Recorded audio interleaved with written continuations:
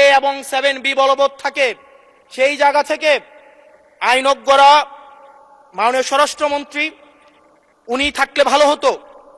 Doctrine of necessity মাননীয় speaker 48(3) অনুযায়ী রাষ্ট্রপতি সুপ্রিম কোর্টের মাধ্যমে একটা এই 106 অ্যাডভাইজরি একটা রুল আছে মাননীয় স্পিকার।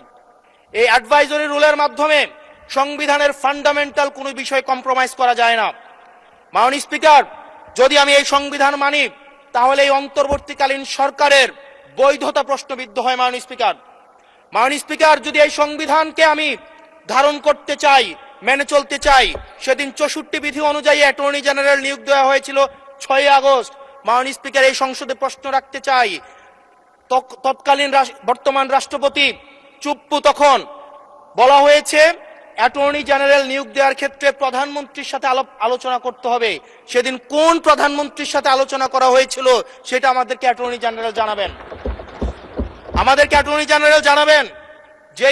যেই হিয়ারিংটা হয়েছিল এই হিয়ারিং এ উনি উপস্থিত ছিলেন কিনা, তখনকার সময় যিনি প্রধান বিচারপতি ছিলেন ওবায়দুল হক, তিনি তখন কোথায় ছিলেন, সেই রায়ের কপিটা আমরা দেখতে চাই। মাননীয় স্পিকার, আপনি যখন বেগম জিয়াকে 6 আগস্ট সর্বপ্রথম ছাত্র জনতা যখন সিদ্ধান্ত নিয়েছিল আর এক মুহূর্ত বেগম জিয়াকে কারাগারে থাকতে দিবে না, বেগম জিয়াকে রাষ্ট্রপতির আদেশের মধ্য দিয়ে বেগম জিয়াকে সেদিনই কারাগার থেকে যেই জুলুমের মধ্যে রাখা হয়েছিল সেটা থেকে ছাত্র জনতার রায়ের মধ্য দিয়ে সেখান থেকে বের করে আনা হয়েছিল। মাননীয় স্পিকার, যদি এই সংবিধানকে বাইবেল ধরে নেই, এই সংবিধানকে যদি গসপেল ধরে নেই, এই গসপেলের পুরোহিত অনুযায়ী যেভাবে ভ্যাটিকান সিটি চলে সেটা যদি আমরা ধরে নেই, তাহলে মাননীয় স্পিকার সেদিন বেগম জিয়া জেল থেকে বের হতে পারেন না। মাননীয় স্পিকার, সেদিন বেগম জিয়া জেল থেকে বের হয়েছিল অভ্যুত্থানের জনরায়ের ভিত্তিতে। মাননীয় স্পিকার, আপনারা বলছেন আপনারা ঠিক সেই জায়গায় আপনারা সংবিধানকে আপনারা মানছেন যেই জায়গায় সংবিধান থেকে আপনারা বেনিফিটেড হবেন।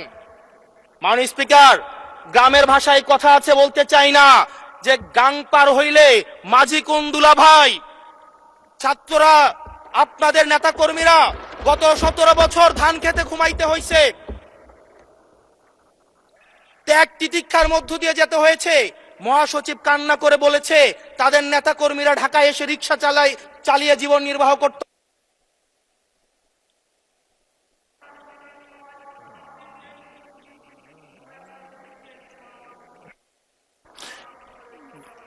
এক মিনিট বলেন।